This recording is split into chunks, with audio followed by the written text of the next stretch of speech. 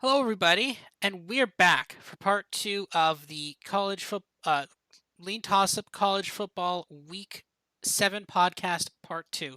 Now, this part we're going to talk about our picks for upcoming for this week. But first, a segment that is near and dear to our heart, the Narduzzi Awards for the week. So this is obviously the segment where we highlight coaching that is at best questionable and generally at worst fireable. So, all right, what have you got for this week's Narduzzi's? Okay, well, like I've kind of pointed out recently, I try to pose these as a question and make this kind of a back and forth here. So, is it too soon to give up on Brent Head Venables as a head coach? I don't know. The thing of it is, I do have some sympathy for this Oklahoma program. Probably shouldn't, but I do. I think it's really hard to come like when you lose Lincoln Riley, who had basically ran that program for years, and you lose Caleb Williams, you lose a bunch of other talent that went to USC, and then you bring a new guy in. It's really hard to try to get all that back in a year. Now Dylan Gabriel obviously was a big piece to that and got it back, and we'll have to see how that translates down the road. But I'm having a real hard time with okay, he sucks as a head coach. It's done. Now, I think we can get there. We definitely can get there. Like here's the thing. Talk to me this time next year if Oklahoma is like 2-4, then 100% yeah, I'm on the Brett Venables is done. This is over train. But like I think we need at least another season. Like I haven't seen anything that like egregiously bad from Brent Venables yet. If I had to hazard a guess. Also, before we move on to their quick updates, we talked about this on part one. We had said that the teams that had beaten Notre Dame, Texas A&M, and Miami were, I think, a combined 1-5 in Sun Belt play. Well, Marshall, the team that beat Notre Dame, is losing to Louisiana as we talk right now. They just definitely did targeting against the Louisiana quarterback. So that's because there was a really weird play where they stopped them on fourth down, but then somehow Marshall advanced the ball on a fumble, but then Louisiana, I don't know. It's a really complicated. I don't understand this at all. But yeah, Marshall. That look at that record go to 1-6. We for continuity, we have to make sure we're updating this. We're recording this on Wednesday night live while this game is happening. So I appreciate that. Um, I'm going to give you a reasonable path for Venables as of today, based on the data that we have now. To your point, yeah, we can't completely write him off, but I'm going to give you paint a little picture here. So the last three games, I think it's the only three Power Five, or no, excluding Nebraska. We might not count them as a Power Five team. So the last three games, they're giving up 48 points and over 600 yards a game, almost eight per play. And that's against three very different offenses and quarterbacks in Martinez and um, with Duggan and then Quinn Ewers of Texas. Three very different offenses, three different quarterbacks, and they couldn't stop any of them. And the reason I bring this up is, when I got all excited about South Alabama, for example, in the preseason pod, what I really liked about them was right away their coach had a defensive background and he completely fixed their defense. And did they lose a lot on defense? Yeah.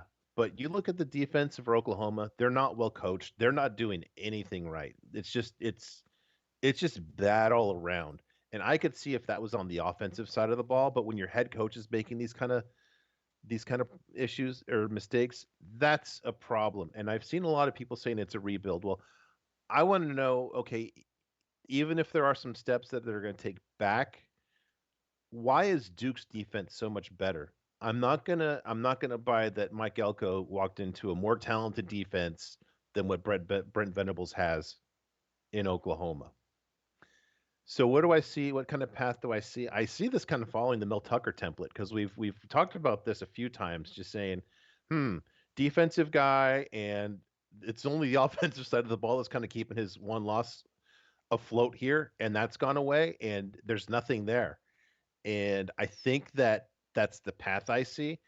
I think Venables might be a better recruiter than Tucker, so maybe he winds up being one of these guys who recruits well and is no better than his talent and just is going to always get out coached, kind of like that guy that they hate who coaches in Austin. I think that might be the best case scenario for Oklahoma is like this guy's a defensive sark, if that makes sense. That actually kind of does make sense. Um, I mean, again, we haven't talked about Texas very much today at all, mostly because we just don't need to talk about Texas right now. But like, one of the reasons is that like we're still like I'm slowly maybe like I'm willing to give Texas a look to be like, hey, maybe they could be a good team. Maybe they could compete for the Big 12 this year. That being said, I am not betting against them this week because if there is anything I've learned about Texas, it's you do not bet them when they have like massive. They don't come like don't bet them with a massive negative spread. Like they're like 14.5 against Iowa State. So if they can cover that spread, we'll talk about them next week. But like again, it's that same like we don't trust Sark, right? We like Quinn Ewers, great kid, good job. Yep. Like Xavier Worthy, Bijan Robinson, love those guys. But we're like, okay, but Sark. And we're like, bad things happen with Sark. Now, again, less bad things have happened this year. That doesn't mean anything, right? Just because less bad things have happened so far doesn't mean that they will less bad things will continue to happen. So, but again, this is the thing, right? Like Sark was outmatched last year a lot, and it seems like Brett Venables is being outmatched a lot here in Oklahoma. And we're gonna. I want to see more data sets, but like I'm willing to say, okay, yeah, you're kind of like my expectations were low, and now we're starting to see Oklahoma meeting those lower expectations. But I need to see another year into the rebuild where maybe he gets another quarterback from the transfer portal. Maybe he actually gets a defense from the transfer portal. Let's see what he can do. Can you just get a defense in the transfer portal? Like Is you just that get all of Iowa. just okay? Yeah. I, that's not a bad idea. Just go to Iowa, go to the locker room, start handing out pamphlets. Hey, have you considered Oklahoma? Mhm. Okay. Fair enough. Number 2. Oh man, I've tried to make this kind of a statistical, not statistical. I don't know how I'd characterize it. Just grouping um the offensive performance of Miami and giving it context. So what I've done here is Miami, I think, has played five FBS teams so far. So for each opponent, I say, okay, like one of their opponents was North Carolina. So I basically look of every game that North Carolina played, and I put all of those teams into one and two categories. Teams that scored more against North Carolina than Miami did, and teams that scored less against North Carolina than Miami did.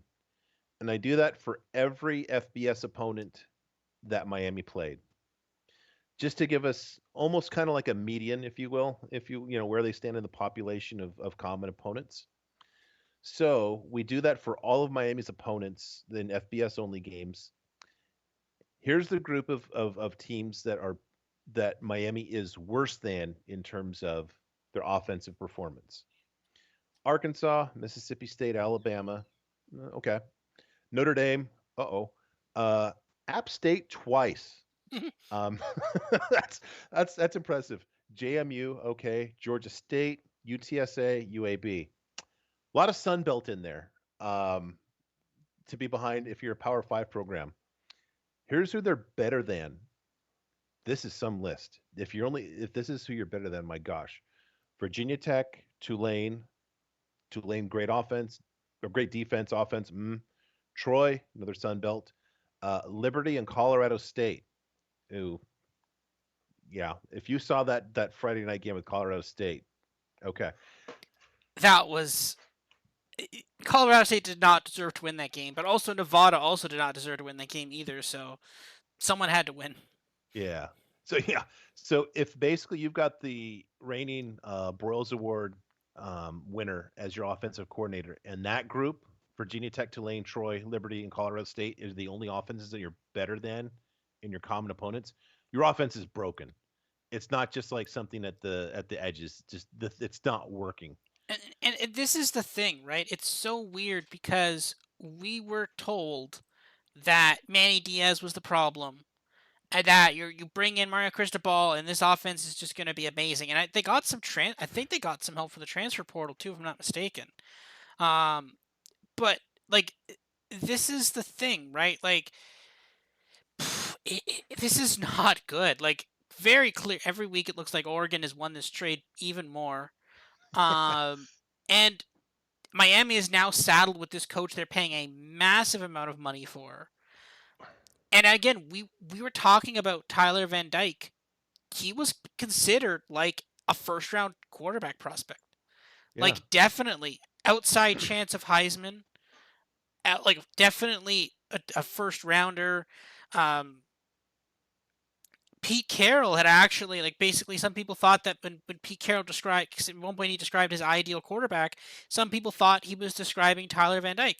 So like this this is not like this team was like this is not like some random team that no one was talking about and this is the stat line for this is a team that was relatively hyped. This was generally thought to be one of the better teams in the ACC and you're telling me that their offense is better than Colorado State but worse than App State twice?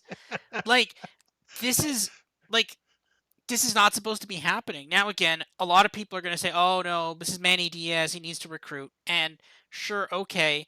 But honestly, like Cristobal was never able to recruit to the same level that he was when he had Herbert, right? That Yeah. was the peak. That you had Herbert, and I think you had a decent running back who I can't remember the name of the running back. I think he got into the NFL. Verdell. Yeah, oh, he didn't really get to the NFL, but like you had some pieces in that offense but they've never been like ever since he got him, like their quarterback since then sucked. Like they have not been good quarterbacks there at Oregon. And this is the thing, right? Like actually the one their quarterback from last year is now a Baltimore Raven and he was actually pretty good during the preseason for Baltimore, right? So it's crazy that like people apparently can utilize people can they can utilize their quarterbacks better than Cristobal can, right? So yeah, like he's not on the hot seat. He's immune from the hot seat at least for this year. But like next year, he's definitely not. And I mean, we Well, could. he, I I don't think he think. got a 10-year contract too. That's the thing. Yeah, that is Um, true. He might be there for a couple of years. so how do they fix that? Because I think I threw this out there before. It's not like you can blame the offensive coordinator. It's not his fault. He literally won the award for the top assistant coach in all of college football last season. Yeah, Can't blame him.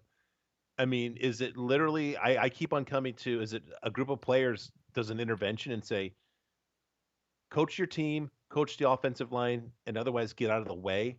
Stop ruining the offense. I don't know how else this gets fixed. I don't know either. I am. If I'm a Miami fan, I am very concerned. I am very concerned about this, and I don't see how this gets. I don't see how this gets better. I don't see how this gets fixed. I mean, honestly, I think that I mean, this is how drastic it is. Next next season, we might be calling this segment the Mario Pathy Yeah. instead of the Narduzzi's because he's just taking that baton from Narduzzi and just taking it to another direction, another dimension so far. So, Yeah, see, okay, that was actually just a quick point on that before we move on. yeah, The thing about Narduzzi is it was like, okay, he does really, really bad things, but sometimes he does really, really good things. It's just really, really bad things. There's no really, really good yeah. thing Miami's done so far. So Recruit. It's it's all great until the game starts. yeah. Literally, I'm not joking.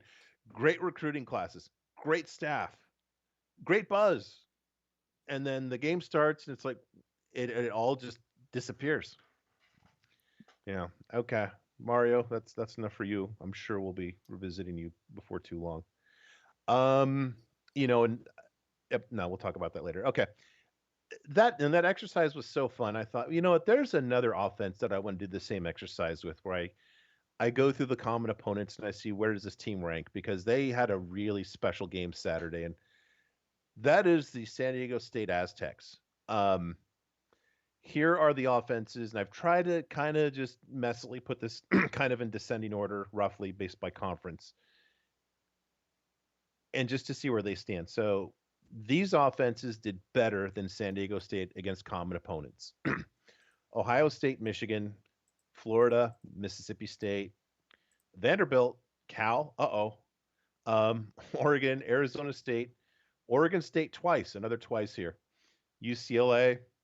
Here's where it gets, and again, these are teams that have done better comparatively against the same competition than San Diego State. Here's where it gets really dicey: New Mexico, Fresno State without Jake Hayner, UTEP, Western Kentucky, and Northern Illinois, all ahead of San Diego State. So, who did San Diego State do better than? That entire population is UMass. Not good. No. Um, so my question is Brady Hoke 2022 Scott Frost 2021, or maybe a better way to frame it is Brady Hoke 2023 Scott Frost 2022, where we know it's not going to work out and it's just a matter of time and everybody's going to be upset that what the hell, why didn't this happen sooner? The only reason I can't sign off on Brady Hoke 2022 equals Scott Frost 2021 because Brady Hoke and San Diego State, they actually did things in 2021 versus Scott Frost not being able to do anything in 2020. So I think Okay. that's the only. So you can't, like, if you keep following that, extrapolate that backwards, it's not perfect one to one. That's the only issue with that though. But no, I think in a lot of ways it's a similar thing where it's like, okay, this guy isn't it. But the problem though is, and again, we talked about this early on in the year, there's going to be a time when, cause like people are like, oh well, they won the Mountain West last year. Give them time. They'll figure it out. Give them another year, right? And I think that buys a couple of years of goodwill, especially in like a lower tier Mountain West team, right? This isn't people like San Diego State's never won a national, like this isn't a blue chip team, a blue chip school in any case, right? So Mm-hmm. I think they're going to keep him for a couple more years, at Wow. least this year. Oh, this year, Next yeah. year, next year might be a bit more dicey, but like yeah, we'll have to see how bad it gets, right? Like there's other games that they're gonna have to play, and it could get worse. And then again, next year, if it also looks pretty gruesome next year, they could be in trouble. But yeah, this is not gonna. This is a team I'm circling to fade for a while now. They had a good year run, I think, in 2020, and actually a little bit in 20. They had a really good run in 2021, I think, a little bit in 2020. But yeah, this is a team I'm gonna look to fade. Yeah, I think that he's in so much trouble. Going back to a point I made in part one tonight, um, I can't bet them under next season because I think it's just that much of a sure thing that, you know, within the first 6 weeks, it'll be just so gruesome that they have to let him go. So that's where I see that going. That's why I drew the parallel to Frost. Okay, last one. Just a question for you. Did Iowa win 10 games last season? So, I actually have. This is something that I've struggled with. I kind of think this is the Mandela effect, where like, so I actually looked it up because I see people talk about this all the time. So, Mandela effect is false memories can sometimes be shared by multiple people, and like I think like the Iowa winning 10 games last year, I think falls in this category. Like I feel like someone said Iowa won 10 games, we all just accepted it as fact. But like maybe the person who was counting counted wrong. They actually won like 7 games, and they're like, oh, like they won 10 games, but like they just miscounted. And I think that's what happened. And like, oh, they won 10 games. They get to go to the Big Ten West like they get to go to the Big Ten championship game. People were like, oh wow, congratulations Iowa, but no one did the math. Like, no, it's crazy that they won 10 games last year. Just an insane statistic that I I could not like if you asked like that didn't even feel like they were that good that last year No. either. Like looking at their schedule last year, so they beat Indiana last year 34-6. Indiana was really bad last year. They beat Iowa State 27-17. That's actually somewhat impressive. Kent State 30-7. Then they beat Colorado State 24-14. Okay, not bad. Then they crushed Maryland 51-14. Offensive Like, explosion from Iowa State, from yeah. Iowa there. Then they beat Penn State somehow 23-20. Well, Penn State was actually pretty bad last year, so yeah, whatever. Then they lost to Purdue 24-7. That seems like the Iowa we all know and love. Then they Hmm. got crushed by Wisconsin 27-7. Then they squeaked by a horrendous Northwestern team 17-12. Then There they we go. This is Iowa. this is Iowa football here. Then they beat Minnesota 27-22 again. Hmm. Trademark Iowa weird score. Then they beat Illinois 33-23, which again Illinois was pretty bad last year. And then of course the classic in Yep. Nebraska, 20 is that a 6 or an 8? I think 28-21. Just Yep. an instant classic of Nebraska blowing just a what was it? Well, let's look at the box score in this game.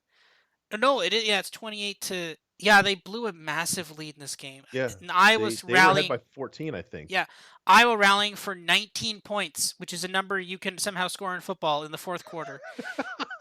Again, just an insane game. And then, of course, then they're like, "Oh man, 10-win Iowa. They get to go to the Big Ten championship game, which they lost 42-3, which feels very to Michigan. Which apparently this Iowa team is better than because Michigan actually didn't beat them this bad this year.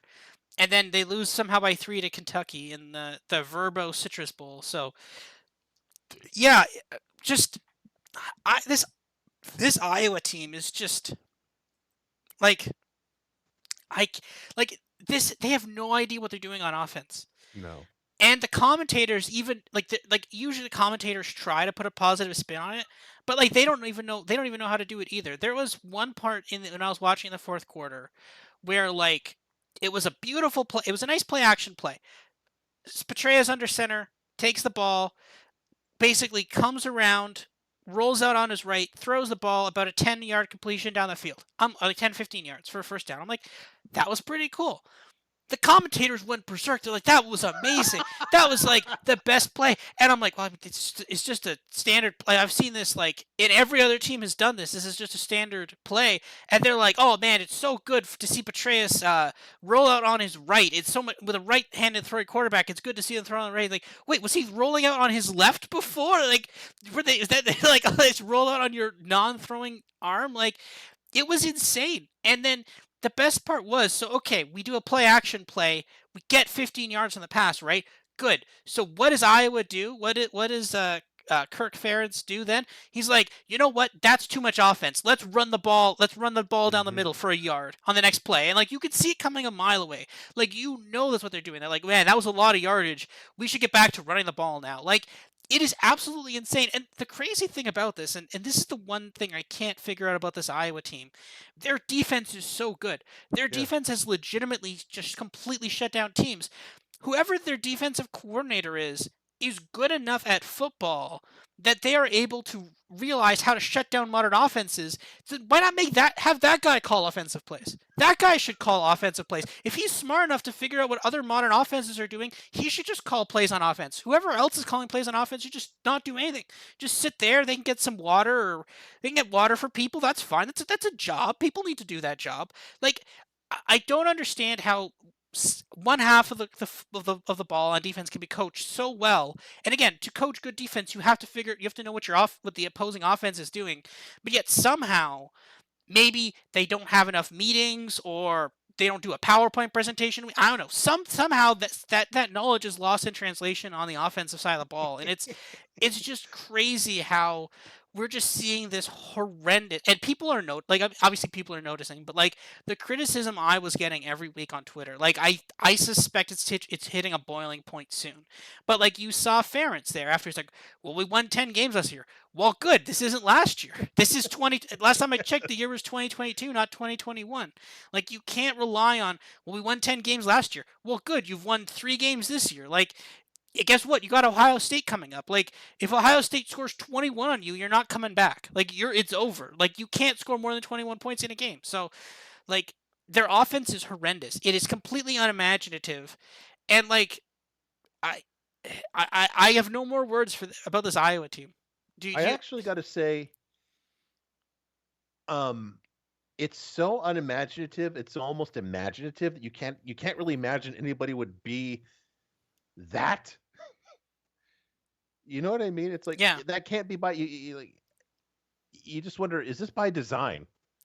It's first Um, down. Got to establish the run. yeah, it's like you gotta be nobody else is doing it, so they're unique. I don't know if that's imaginative, it kind of is in that it's going away from conventional wisdom. It's like they know, like the other teams know when like they're like, all right, first down, they're gonna run the ball, let's stop them. Like Mhm. they're gonna get a yard. Be like, oh man, it's like I cannot believe how determined they are to get a yard or two on first down. Like it never works. It is I saw that to run that play so many times.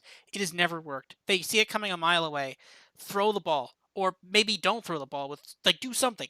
Don't just run the ball up the middle. It is like they yeah, it's so imaginative that it's unimaginative. Like I've never seen such like they just don't want to like they don't want to change, right? Like it's like this is the offense that we've developed for like the last decade. Clearly, nothing has changed in football in the last decade, so therefore it should be fine. And then you've got some guy on defense who's like doing an amazing job shutting down these modern offenses. And you've got these guys like we should establish the run. This is a perfect time to establish the run. And again, this was funny because I saw this a lot on Twitter. People were like sharing the video. So they asked all the Big Ten coaches what their most overrated statistic in football is.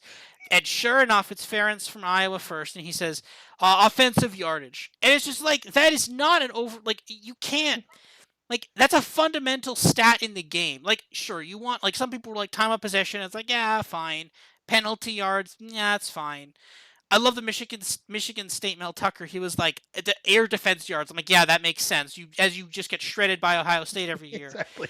but like offensive like that's a fundamental like you can't say that fundamental stat is overrated but like to be fair for Ferens their defense has scored more points than their offense in a couple of these games which is Hmm. insane by the way but like yeah their offense their defense alone would have beaten San Diego State or not that's saying South Dakota State like which is insane by the way but like for him he's like oh this is good the defense is doing what they're supposed to do getting Yeah. safeties like I Last year might have been the worst thing that happened to them long That's the term. thing, right? Because like, and again, like we went through that schedule. How many were it's like, oh, they beat this team, but that team sucked that year, right? Like they got Penn State in a down year, they got Illinois in a down year, Northwestern in a down year, Nebraska somehow in a down year, right? Like they got all these teams in a down year, eke their way out to 10 wins.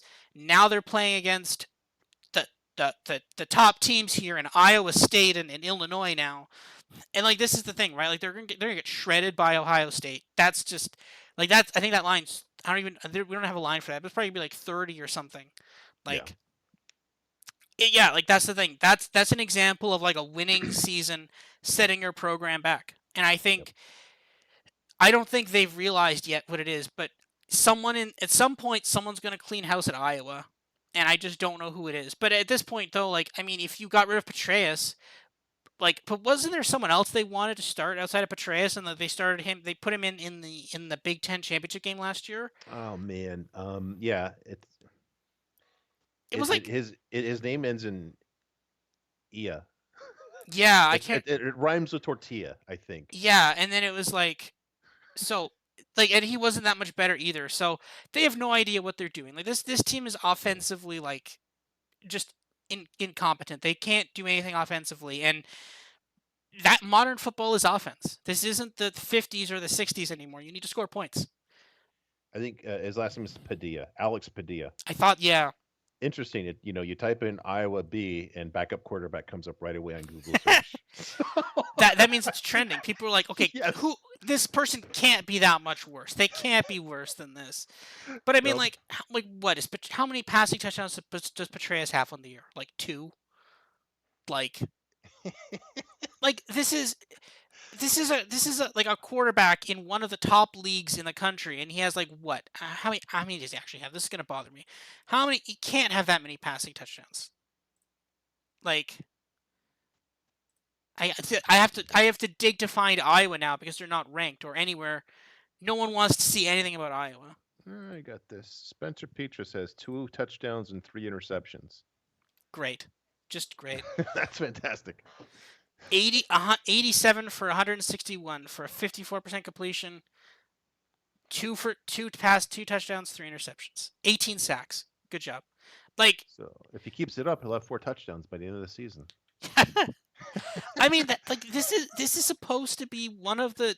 I mean, Iowa definitely considers themselves one of the best programs in the Big Ten. Like they have the pedigree of it, and like your guy has two passing touchdowns in what 4 games? No, 5 games, 6. 6 games. They're This, 3-3. it just keeps, we just keep adding games. It just keeps getting worse. Like I, I can't. This Iowa team, man, it's really bad. Yeah, it's nonstop fodder though.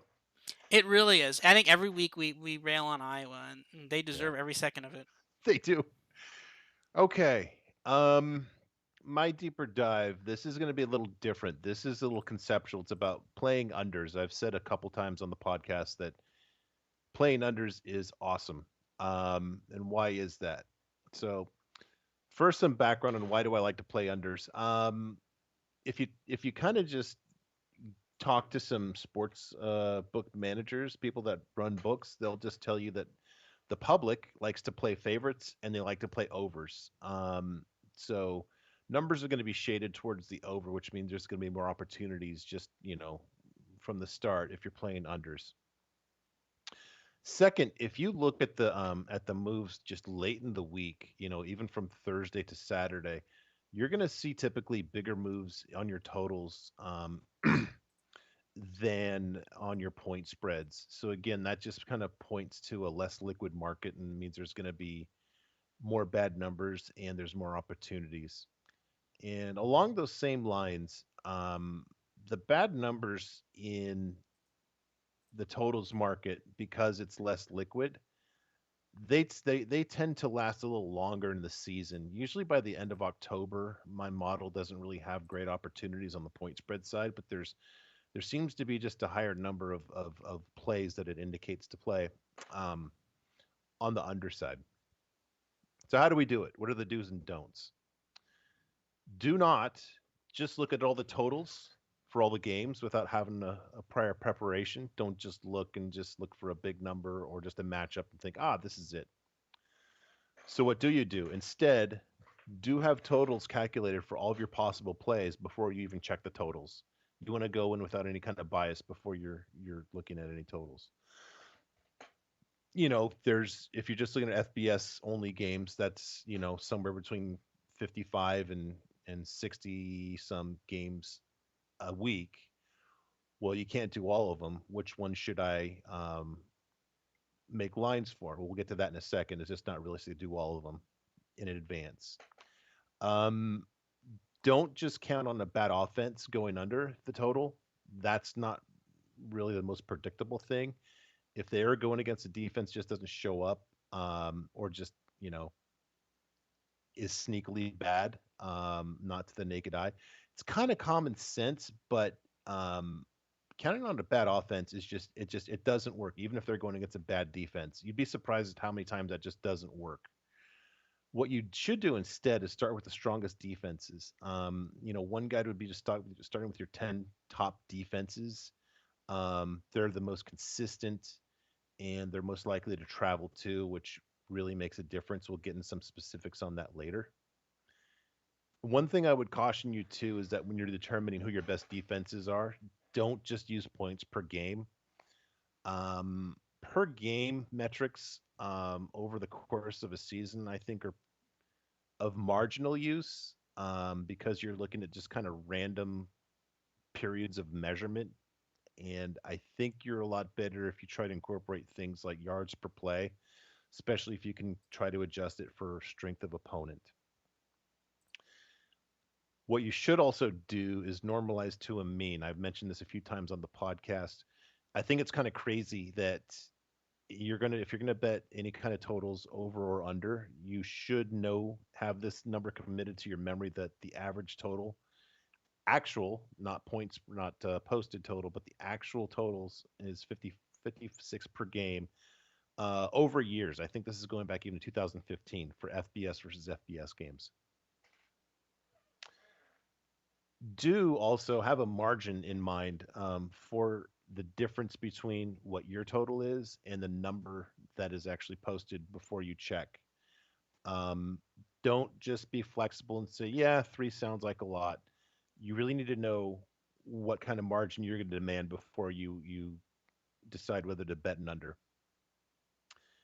Do not fear the low total.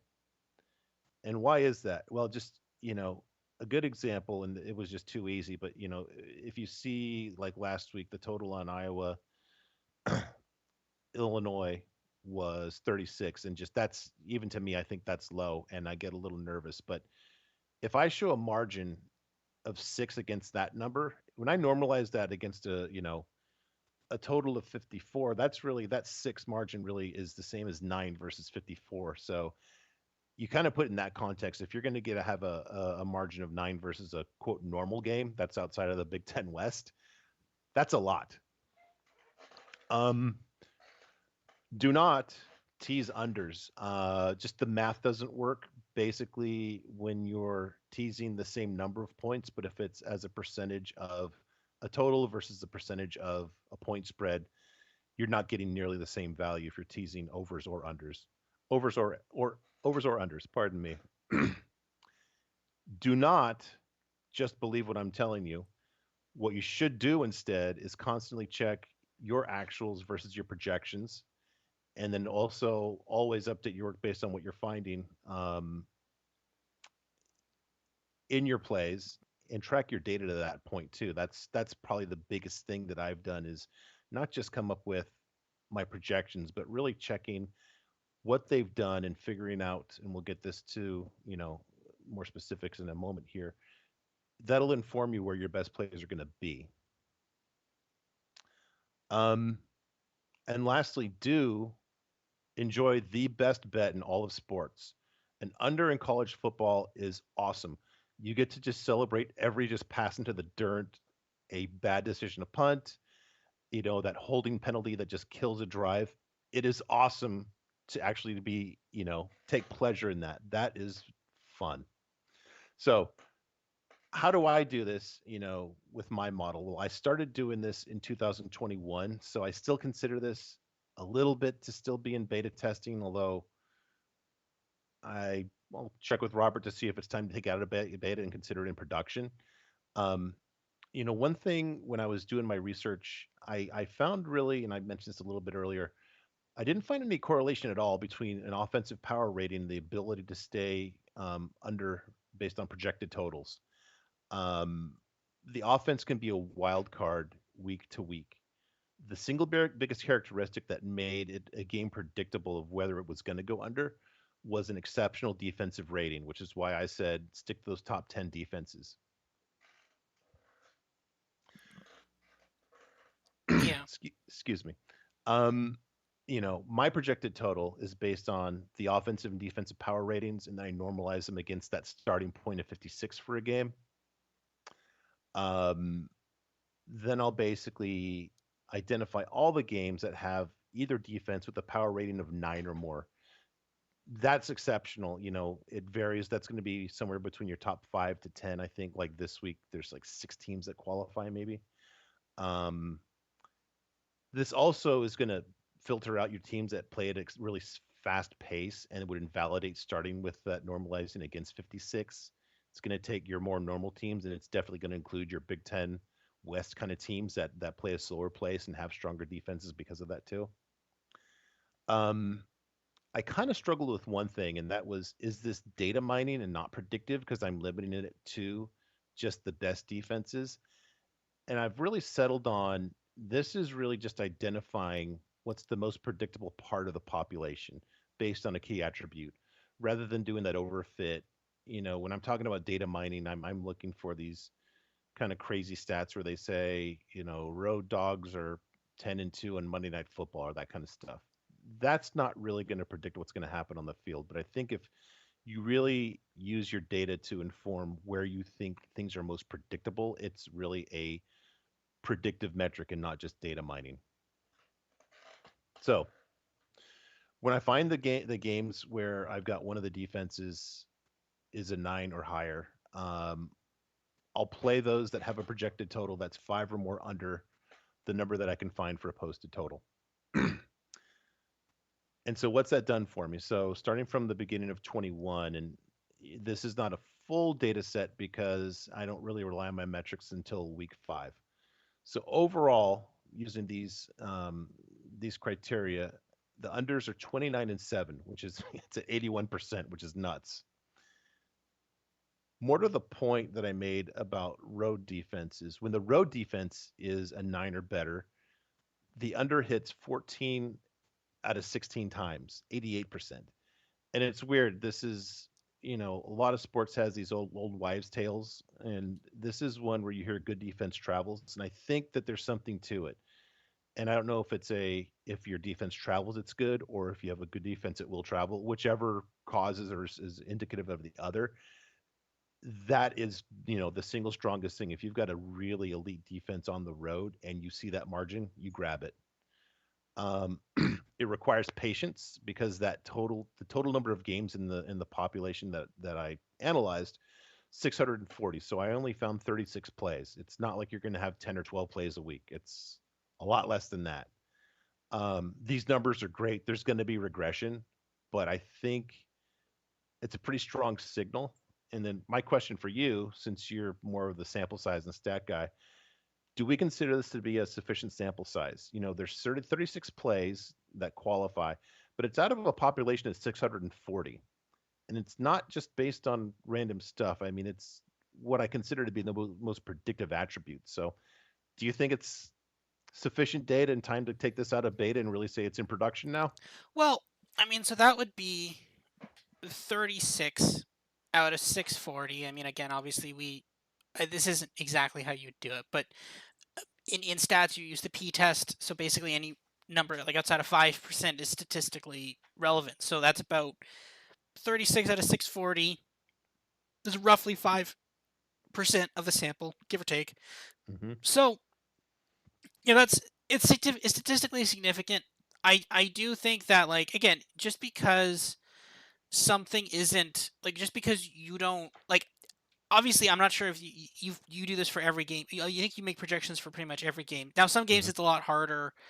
Like, not every game you're going to have particularly good stats for, and if some teams play like an FCS team, what are you supposed to do there? Like, if they lose to an FCS team, like, it's very hard to kind of compute stuff for some of those. But at the same time, though, like, just because you only found 36 plays out of 640, those were really good plays, right? You hit 81% of that. So that's statistically significant. That's a really good record there. And that like, if you can find 36 good needles in a haystack of 640, I'll take that in any day, right? And that's definitely, I think that I could consider that out of beta. I tried to expand it a little bit out to tiers to see, okay, these are the top plays you have, Mm. but then what about the next tier, and then the next tier after that? What do you start hitting in those tiers? And I think that's kind of the next step for that. One other thing you hit on in here, and it is a really important point, and it's something I've kind of wanted to talk about for a while, is, and this is kind of, if there's an older movie, I believe it's Two for the Money. It's Matthew McConaughey, actually very relevant to this podcast particularly.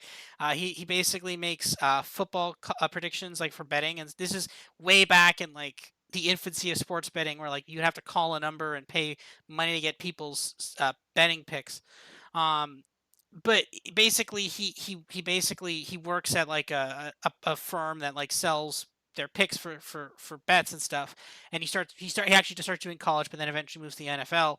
And the thing is, at the one kind of big company he started working at, there was a stats guy, and his model at one point was struggling, but then his model started doing outperforming Matthew McConaughey. But his model was all of those, like, oh, road dogs on Thursday Night Hmm. Football that are coming off a loss, or like 10-2 against the spread, or like stuff like that.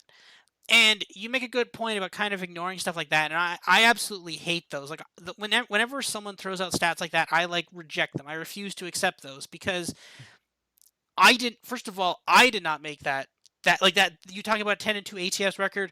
I did not make that ATS. Someone else made that spread. I did not Yep. make that spread. Just because they were 10, like, for example, that 10-2, of that 10-2, five of those dogs that covered, maybe they shouldn't have been dogs. Maybe they actually should have been favored in those games, right? I may have made five of those dogs favorite. I don't know what Vegas has different, like, everybody views the spread, quote unquote, or in some cases the total. Like, that's the Vegas consensus.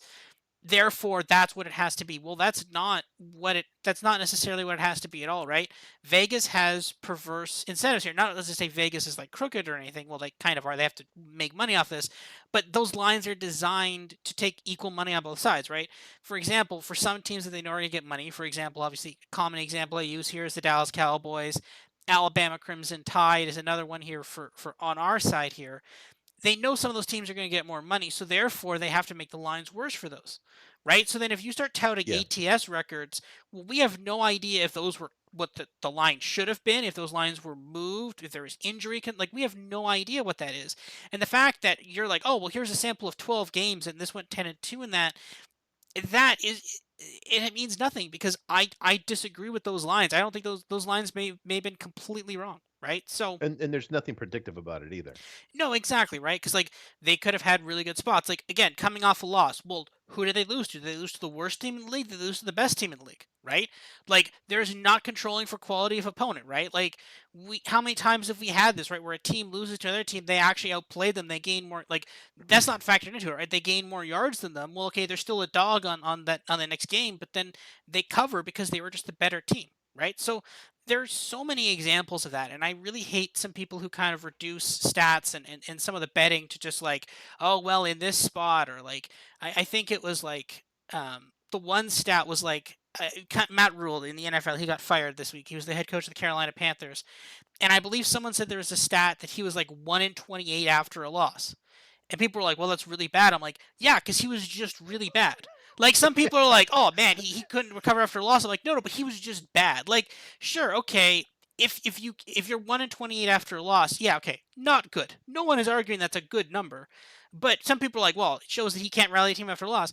No, it just shows he's a bad coach. Like if you lose a first game, like if you lose a game, that means you're generally not good. Like obviously the NFL, variable things happen, but like if you lose games, you're not good. And if you lose more games, then that directly impacts that 1 in 28 stat, right? So Mhm. there's a lot of times people will throw out numbers and say, oh, this is 10-1, or this is 60% against the spread or the over under, or like, oh, this team covers, or this team usually goes over the total in like night games on Novembers, or like this happens all the time, and a lot of the times I don't put much stock in those numbers. Now the thing is, because a lot of them they can be hiding other trends under the surface, right? Like the Matt Rule one, it's a perfect example, right? He was bad and was always coaching bad teams, right? So yeah, of course he was 1 in 28 after a loss because they were not good. They were good. They were supposed to lose the first game and probably supposed to lose the second game, right? Like this Mhm. is the thing, and especially with over unders, I think there's a lot like over unders are particularly interesting. It's actually one of the more interesting things is because every week I believe you tweet out or you retweet the circle lines, right? When they post them. Usually I believe you retweet them. Yeah. And it's fascinating because right there it says on the tweet, it says 5,000 max bet for spreads, Yep. 2,000 max for for totals, because they know there are a lot of you kicking around there. Yes. Yep. There's more people who are like sharps on totals than there are people who are betting on spreads. And I've been kind of shying away from spreads. I usually don't bet them. Like for example, the one for me, like last week for Iowa Illinois, I'm like 36. I'm like that's really low. Like that's a really low number. But you did bet that one, right? Yep. You were under in that game. My question to you is why were you so like why were you like this is one of the lowest totals I've ever seen in a college football game? Let's go. How are you that confident? Actually, literally, both of those defenses had power ratings over 9, so that was like a double thumbs up. Oh, okay. And then the projected total for my model was 26. So I'd mentioned that, if it's 5 points, I'll play. If it's 10 points, that is just, I mean, You have to. yeah, that's, knocking people over to get in line and bet the under on that one. Hmm. Yeah, that makes sense. But yeah, no, it's fascinating how when like obviously for when you look at sports gambling and stuff and I believe we are a very unique podcast in the fact that our models are not typical. Like my model is definitely not a typical NFL like football model at all, and yours is not either. We use different stats, different methodologies than most traditional betting models do, and it gives us edges, right? And I've probably said this before on this podcast. I'm not sure, but like I love my model for specifically for the reason that it tells me make this play, right? Like Hmm.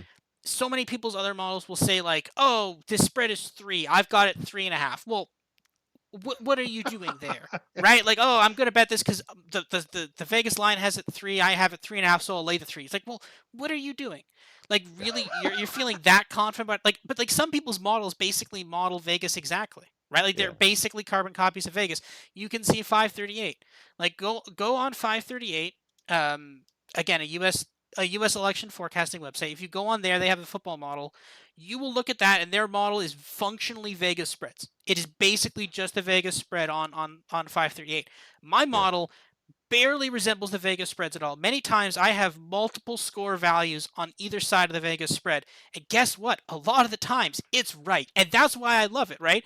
And you know what? Yep. Even if like here's the thing, even if it hit at a slightly lower clip than it is now, because honestly the college one has been hitting at a very high clip, but even if it hit a couple points lower, I will take like if my model says if this is like if the spread is -3, I've got it -10. I'm playing that all day.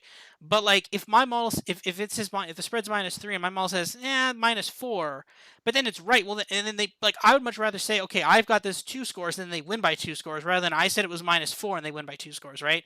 Like we're trying Hmm. to find that median projection, and that's ultimately what this boils down to. It's not about trying to find a value here or basically emulating Vegas spreads. It's beating Vegas spreads, and to beat the Vegas spreads, you have to be different than the Vegas spreads, and that's I feel like my model does a very good job of that. So. Yeah. No, where it goes against your intuition.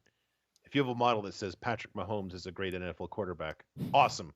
Go tear down Vegas with that information, pal. Exactly, right? Like that's the thing. Like that's the thing, right? You can't like and now again, even in the NFL, it is harder. Sometimes my model is basically the Vegas line. Like sometimes like it's definitely for the NFL, it's a lot closer to what the Vegas line says.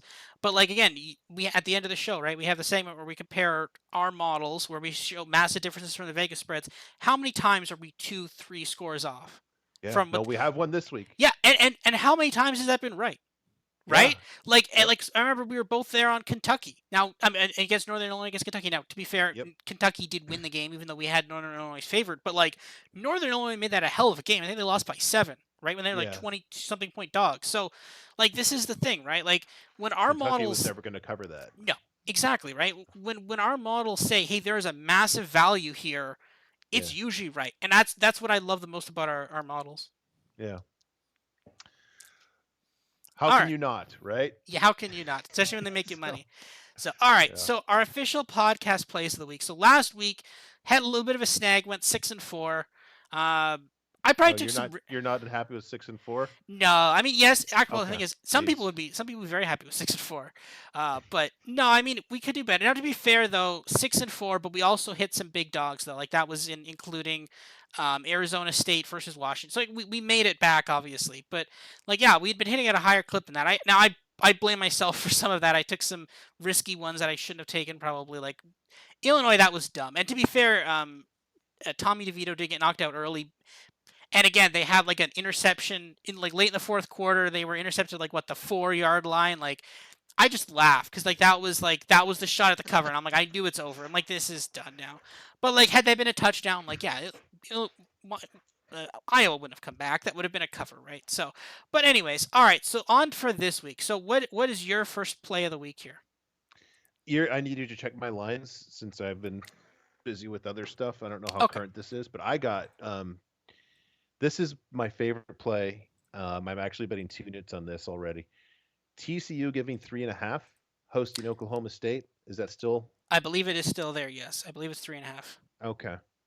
So I initially was super apprehensive about this because my model shows that TCU is Oh, actually sorry, it's 20. 4 now, but basically the same. Okay, moving towards me slash us. My model showed TCU is 23 points better than Oklahoma State at home, and I thought, outlier, something wrong here. Then I got your model, and you're showing TCU is 25 points better. Um, so to your point about the instances where we're both showing multiple scores difference, this is it. So 2 units on this one. I love this. Like I said, for some reason my model has Oklahoma State as the worst team. I said this in part one as the worst team in the Big 12. It doesn't have TCU as the best, but TCU it likes a lot. It has them as definitely in that top tier of the Big 12. So 3.5, I think 4.5 is still definitely a play. Yeah, we had talked about Oklahoma State a couple weeks ago. I kind of had them on my rant of like, why are they a top 10 team? And again, nothing, literally nothing has changed. Like every single thing I said is in that rant is true. And I even in that rant said, oh, and they play Baylor next, they might still win that game. And actually, hilariously enough, they actually did win that game. They won that game by 11. But like at this point, like again, I believe they're the eighth Yeah. ranked team in the country, Yep. which is just insane. Again, didn't cover against Central Michigan, beat covered against Arizona State, covered against Baylor, did cover against Texas Tech, but now you've got four ranked teams in 4 weeks. You got TCU, Texas, Kansas State, and Kansas. Hmm. And then you end off with Iowa State, Oklahoma, and West Virginia, which is looking easier and easier by the day. But again, if you go 0 and 4 or like 1 and 3 in this 4 game stretch, you're out of the Big 12 anyways. So, but no, like this team is not has very clearly not been tested, and they actually almost were tested last week against Texas Tech, and they kind of they were trailing in that game. They had to come back in that game and score. Again, this team, we talked about this team before. This team used to be a dominant defense, the best defense in the Big 12 last year. That has not happened this year at all. Offense has picked up though, so that's good. This I mean, like, we can't it's not fair to make this comparison, but their offense last year was like approaching Iowa levels. It's still a distance from Iowa levels, but approaching Iowa levels, but still, like, it's improved. But I kind of think the other teams have just kind of gotten worse on defense as well. But no, like TC, like it is time. Full fade on Oklahoma now. I've pulled off. Held off pulling on like executing the full fade this week. We're doing it this week. We're full fade on Oklahoma State. 100% back on that one. And I got an early line on FanDuel. Shout out to FanDuel. TCU minus 1.5. Just amazing. Nice. I don't even know why they gave me that line. Like they're like, yeah, this game is even. I'm like, Sure. no, it's not even. Like I was like, oh, what does my model have this game? Because I was actually afraid. I'm like, oh man, Oklahoma, they actually did pretty well against Texas Tech. I wonder what Maul's gonna have. And I'm like, 25. Wow, okay. But yeah, that's the thing. So yeah, all right. My next game. This is actually a game I really like, and this is also a Pac-12 after dark game. This is nice to have a game in the late slate. Washington State plus 3.5 versus Oregon State. I do not know why Washington State is a dog in this game at all. I actually make them as the favorite by a bit, I believe, in this game. So yeah, I really, yeah, I've got Washington State as like multiple touchdown favorites in this game, and I get that like that probably won't happen, but at the same time, this Oregon State team should have lost to a horrendous Stanford team last week. And again, I think they're having a backup quarterback. I don't know if it's the same backup quarterback, if they're going to keep with the backup this year, if they're going to go back to their full time starter. But like, I believe in Cameron Ward. I like To me, the biggest crime of the season is the fact that Washington State is not a ranked team. Like Washington State probably should be ranked. Like this team is actually pretty good. Again, they lost to Oregon, close. They lost to USC, slightly less close. But I think this is definitely outside of those two plus UCLA. This is probably the next best team in the Pac-12. And again, if you're going to give me 3.5 with Oregon State, they've got Utah the next week. They're going to have Washington end off the season, and obviously the Apple Cup. Yeah, I'm excited to bet this team down the stretch. So yeah, give me the Washington. What are they? The Cougars. Cougars. Yeah. Yep. Okay. My next game, I actually have both the side and the total. And I don't know if this is moved. Minnesota at Illinois. Illinois getting 3.5. Is that still Um, I believe it is still that. Let me just double check that, but I don't think it's moved that much. I think it's uh yeah, no, oh sorry, Illinois plus 6.5. really? That's probably the DeVito injury. They're probably reading into that. Yeah, that's true. Um, I believe me, I can live in a world with Tommy DeVito on the bench on the if he's the quarterback of my team. Um, and under 39 as well. This one projects to high 20s for my model. I think this is another one where let me pull this up real quick. I think both of these are top. Yeah, these are both defenses rated well over 9. So play in terms of both defenses qualifying and that margin against the spread. Since yeah, I'm getting 28 as a projected total. So a very very Big Ten West matchup. Yeah, my model. So I've actually updated my model now. It now basically figures out who the quarterback who threw the most passes for the team last week was. So I actually do have the backup in here, and I have it 6.8. So if DeVito does play, that should probably shrink, I guess. But even then, that's still pretty good value on like Illinois. I do have it slightly higher. Again, my model's not designed for totals. I have it as in the 30s, but again, still under the 39. So I think that's definitely playable. Um, yeah. Next up for me, actually, just a quick question for you, because you can actually parlay. I think this is the first time we've ever actually said the word parlay in this. Oh no, we didn't. We said parlay before, but could we parlay Illinois plus 6.5 at under 39? Yeah, I don't know if the books would allow that. Usually, where they really get freaked Mine out does. is really, yeah, I don't know Mm-hmm. if my guy would, especially when the totals are so low. Mm-hmm. I think that's when they, yeah, extreme low or high, basically saying, yeah, this is, they see more exposure to one side. I think that they might blanch at that. Are we out on are we out on Minnesota now, or are we do we not are we like do we not think Minnesota can win the Big Ten West, or Um, I think anything can happen in this division, that's fair. I think that's a even very if they fair lose point. this game. Yeah. Yeah. All right. My next play, Mississippi State minus 6.5 versus Kentucky. Um, I'm starting to really not like this Kentucky team. Now I know obviously there's probably still some question marks about Will Levis. I have a line with Will Levis not starting with KN Sharon starting. I've got Mississippi State minus 18. That actually seems right, to be honest, based on how many points this Mississippi State team has put up. Questions about Will Levis. He did have a finger injury. I think he had some other injury too that kept him out of the last game. But like we need to talk. Like we're not talking about it now because obviously we're near the end of the show. But at some future point, we're going to have to talk about this Kentucky team because like they they did beat Florida, which is not they did beat a not good Florida team. They almost didn't cover against Northern Illinois. They got beat by an Ole Miss team that we still have no idea that team's even remotely good or not. That team could be anywhere from bad to like okay. And then now, like, this is way too few points. I think the only reason this is minus 6.5 is because they don't think Will Levis is starting. That's still not Yeah. enough.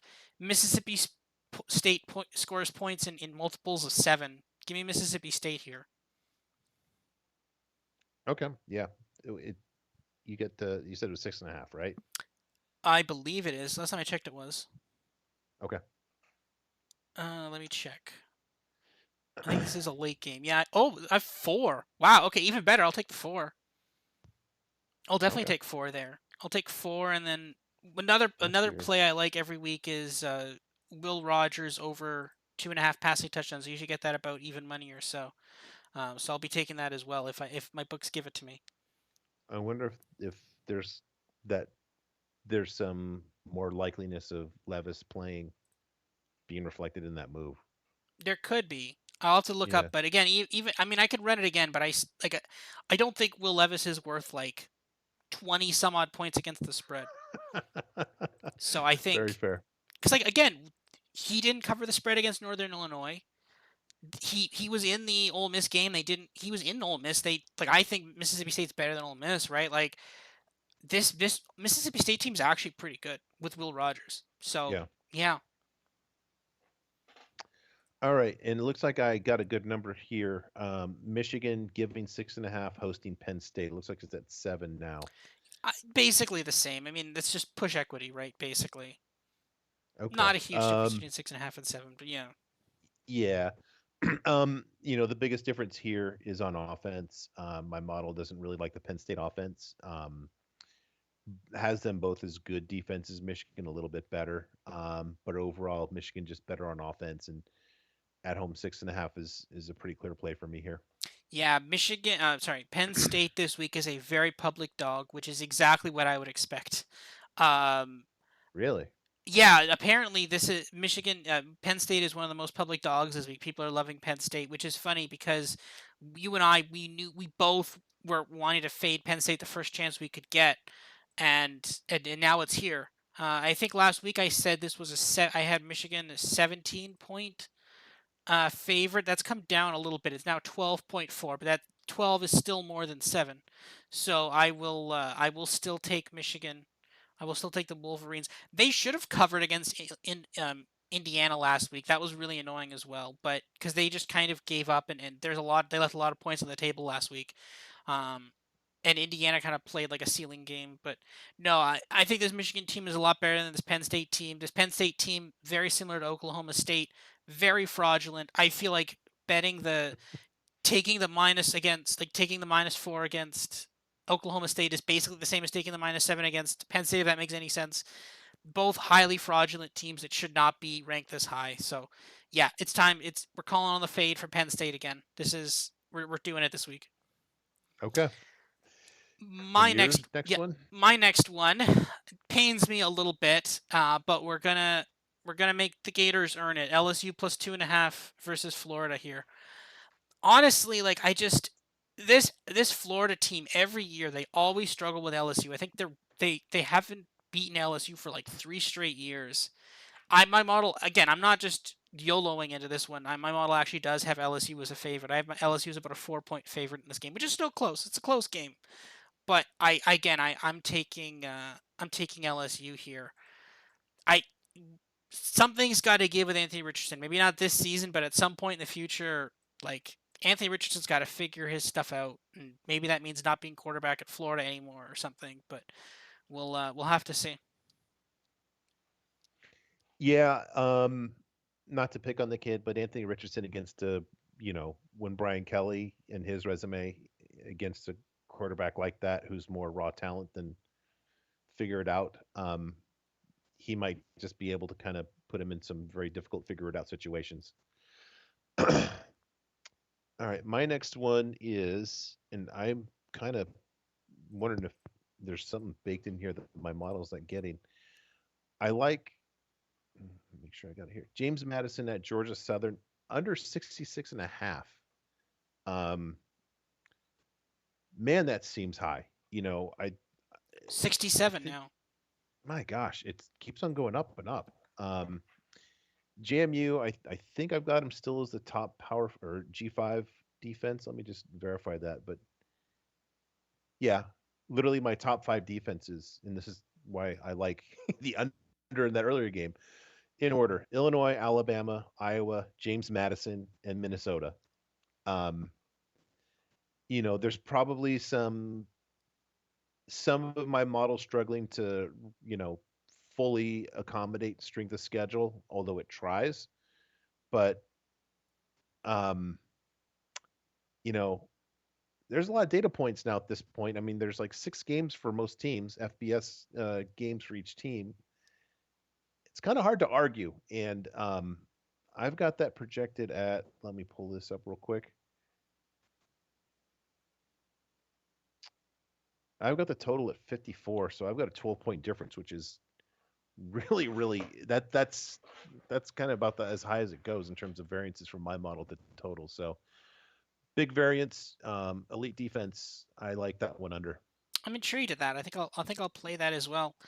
And then I think for my final pick of the week, I'm going Florida State plus 3.5 against Clemson. Mhm. I for some reason FanDuel let me get this at 7.5. Again, shout out FanDuel, the apparently our podcast sponsor this week. But no, like I'm still taking the 3.5. I think I have this as let me see here. I have this very close. Florida State should have beaten NC State last week. I actually have Florida 2 point favorites against Clemson. Florida State should have beaten NC State last week, except that. So, like, coming near the end of the game, I had Jordan Travis over 1.5 passing touchdowns, and I had Florida State plus, I think it was like 3.5 or 4.5 at the money line. And I'm like, oh, because and they were driving. There was like I think like 40 seconds left Oh, in, or like 2 minutes left in the yeah, game or something. And as then they're they down were by two. yeah, they were down two. And then he was like, I'm like, oh, this sucks because like they'll kick a field goal and sure I'll win the spread money line, but then I'm gonna lose the passing touchdowns. And then he threw it to the end zone. I'm like, oh, there's hope. And then it was interception. I'm like, no, this is really bad. And Yeah, I guess I cursed it for us there. But no, like this Florida State team is actually pretty good despite losing to Wake Forest. It's time for yeah, Clemson to get a loss. This Clemson team is additionally way overvalued. I don't think this Clemson team deserves the kind of hype they're getting. And again, remember, yes, they did. Florida State did lose to NC State, but again, this was definitely a look ahead. Now, remember, I will point this out.